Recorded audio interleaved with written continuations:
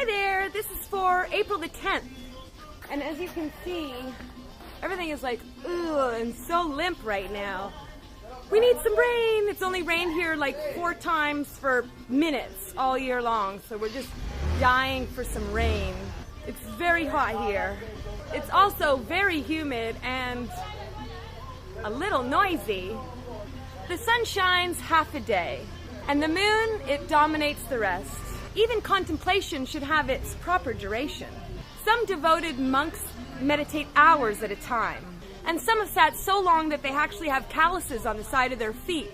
Others need frames to prop up their bodies, or they put sharp sticks at their chins to keep their chins propped up. And some are awakened by a stab if they doze off. Now, is this admirable, or is it just kind of a mere obsession? Meditation should have its proper duration. Once one finds a proper procedure, they should not deem it as separate from the rest of their daily life. It should not be seen as an activity that's sort of isolated from the rest of life. Those who follow the knowledge of nature hold meditation to be imperative and not exclusive. The primary point of this existence is to live, and all living things, they move and they grow. Therefore, meditation should be integrated with the flow of life. It should not dominate above all else. There is actually one exception to this.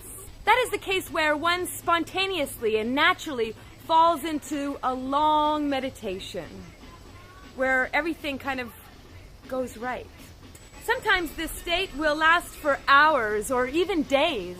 This is not the same as meditation artificially induced or forced, or by some kind of forced sitting. This actually is a wholly different type of meditation.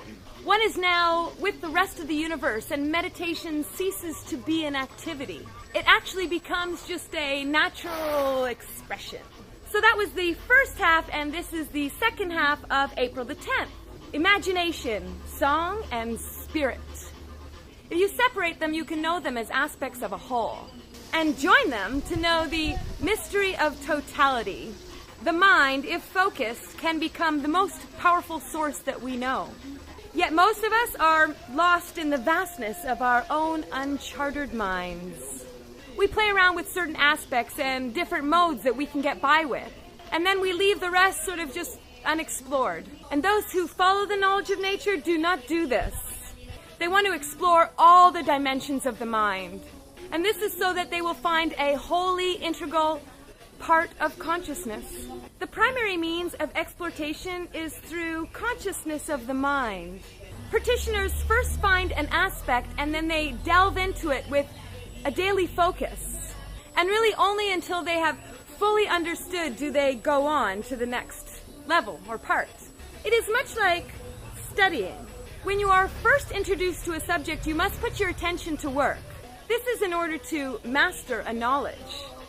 And such concentration, it leads to absorption, sort of like mixing liquids together in a bottle.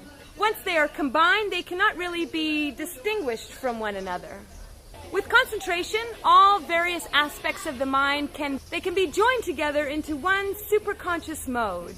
Now, sound is the same as sight, and taste is the same as smell, and touch is the same as thought.